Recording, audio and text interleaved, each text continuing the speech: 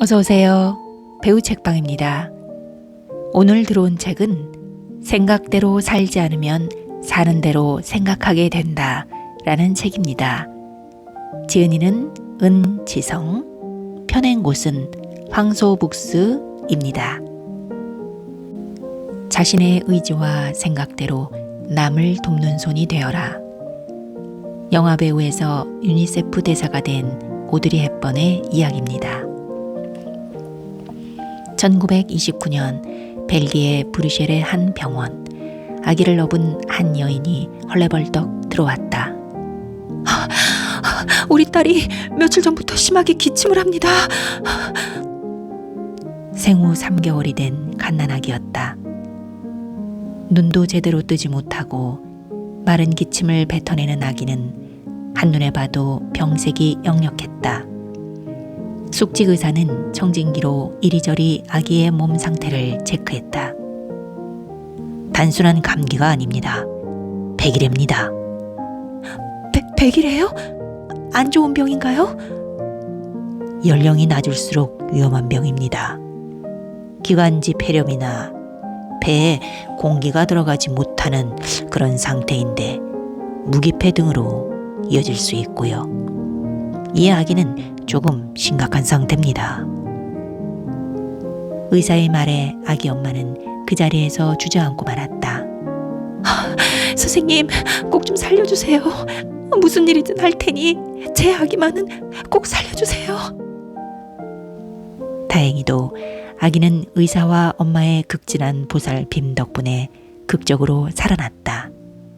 하지만 걸음마도 떼기 전에 죽음의 문턱을 넘었던 아기의 비극은 여기서 끝나지 않았다. 아기가 건강하게 자라 10살이 되었을 때 부모가 이혼을 하게 된 것이다.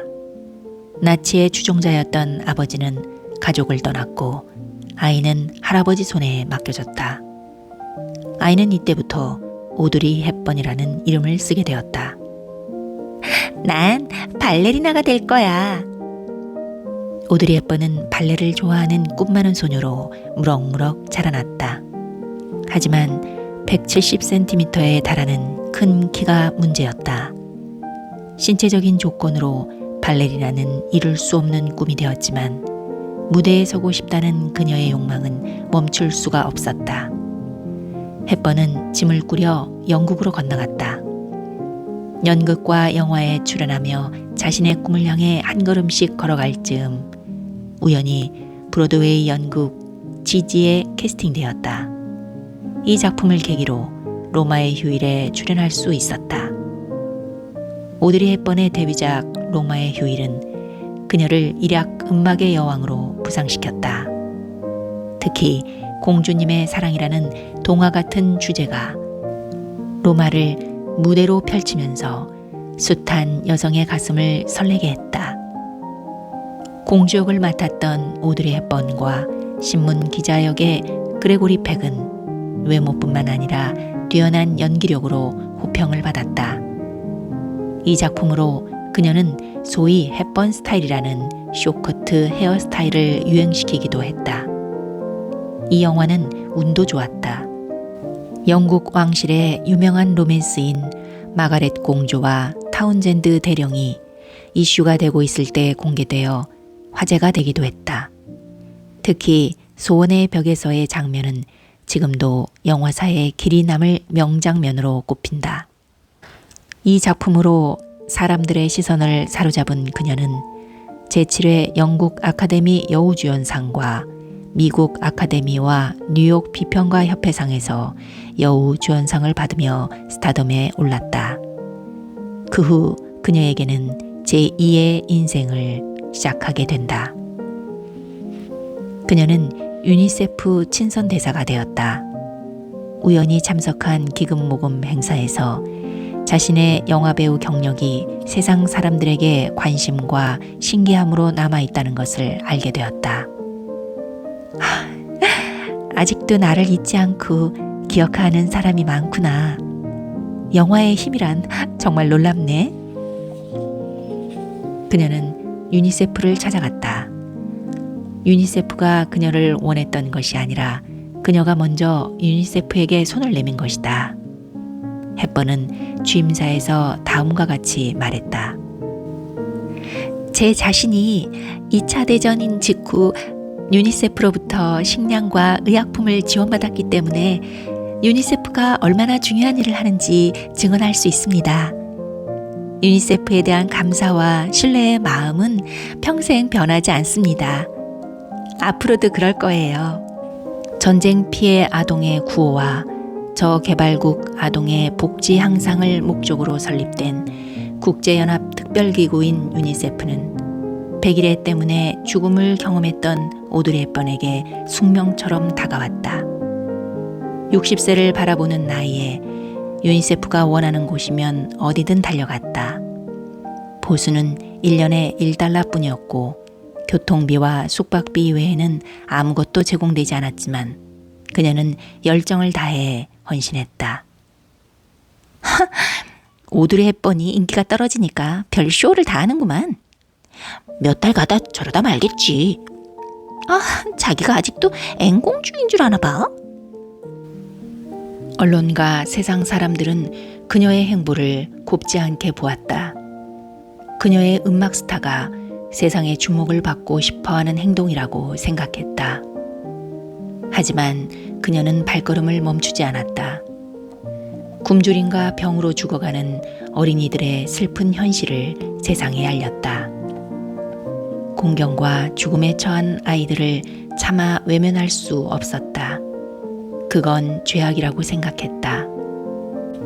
그녀의 발길은 아프리카 전 지역을 비롯해 방글라데시, 엘살바도르 등 50여 곳이 넘게 이어졌다.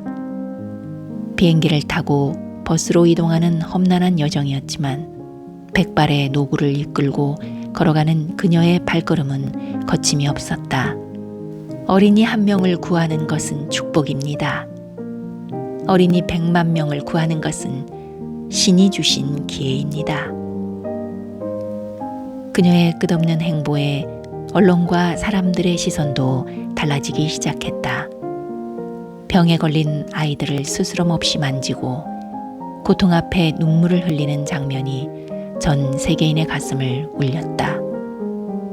각국에서 구호 물자와 기부금이 모이기 시작했다.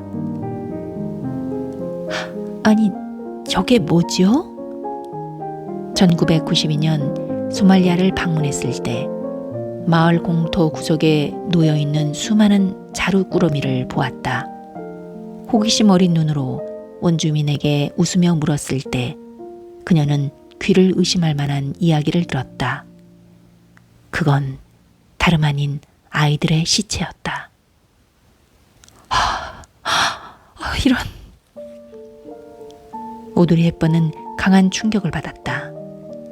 그녀는 그 자리에 주저앉아 두 손을 모았다. 눈에서 하염없이 눈물이 쏟아졌다. 그 순간부터 오드리 헵번은 소말리아에 대해 더욱 강한 애착을 가지게 되었다. 그리고 언론을 향해 소말리아 어린이들에게 더 많은 구호의 손길을 달라고 호소했다. 하지만 사람들은 몰랐다.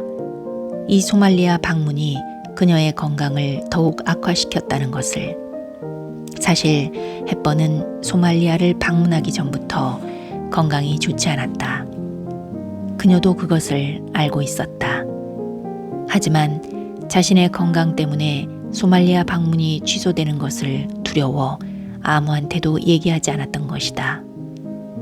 그녀는 아랫배에 강한 통증을 느낄 때마다 진통제를 맞으며 모든 일정을 소화했다. 그리고 그해 11월 오드리 헵번은 직장암 말기 진단을 받았다. 명망 있는 의사들은 앞다퉈 그녀를 살려보겠다고 나섰지만 결과는 좋지 않았다. 죄송합니다. 최선을 다했지만 암이 워낙 온몸에 넓게 퍼져 있어서. 오드리 헵번은 고개를 떨군 의사의 손을 잡으며 말했다. 괜찮아요. 저에게 미안해 하실 거 없어요. 이게 제 숙명인걸요. 신이 제게 주신 시간이 얼마쯤 남았죠? 한 3개월쯤 남았습니다. 3개월이라. 고향에서 가족들과 함께 보낼 시간은 충분하군요. 오드리 헵번의 암 소식이 알려졌을 때 누군가가 물었다. 당신은 왜 자신을 희생하면서까지 아이들을 돕는 거죠? 오드리 헵번이 대답했다. 이것은 희생이 아닙니다. 희생은 자신이 원하지 않는 것을 위해 자신이 원하는 것을 포기하는 걸 의미하기 때문입니다. 이것은 희생이 아닙니다. 오히려 내가 받은 선물이에요. 오드리 헵번은 은퇴 후 오랫동안 살았던 스위스 집으로 돌아와 가족들과 함께 생애 마지막 시간을 보냈다. 마침 크리스마스가 돌아왔다. 그녀는 가족들을 불러 모았다. 내가 좋아하는 시가 있어. 한번 들어보렴. 그녀는 유언처럼 시를 읊기 시작했다. 아름다운 입술을 가지고 있으면 천천히 말을 하라. 사랑스러운 눈을 갖고 싶으면 사람들에게서 좋은 점만 봐라. 날씬한 몸매를 갖고 싶으면 너의 음식을 배고픈 사람과 나누어라. 아름다운 머리카락을 갖고 싶으면 하루에 한 번 어린이가 손가락으로 너의 머리를 쓰다듬게 하라. 아름다운 자세를 갖고 싶으면 결코 너 혼자 걷고 있지 않음을 명심하라. 사람들은 상처로부터 복구되어야 하며 낡은 것으로부터 새로워져야 하고 병으로부터 회복되어져야 하고 무지함으로부터 교화되어야 하며 고통으로부터 구원받고 또 구원받아야 한다. 결코 누구도 버려서는 안 된다. 기억하라. 만약 도움의 손이 필요하다면 너의 발끝에 있는 손을 이용하면 된다. 내가 더 나이가 들면 손이 2개라는 걸 발견하게 된다. 한 손은 너 자신을 돕는 손이고 다른 한 손은 다른 사람을 돕는 손이다. 크리스마스를 보내고 채 한 달도 되지 않은 1993년 1월 20일 그녀는 눈을 감았다. 향년 63세였다. 그날은 미국의 빌 클린턴 대통령이 취임식을 하던 날이었지만 그녀의 사망 기사가 클린턴 대통령 취임 기사보다 먼저 다루어졌다.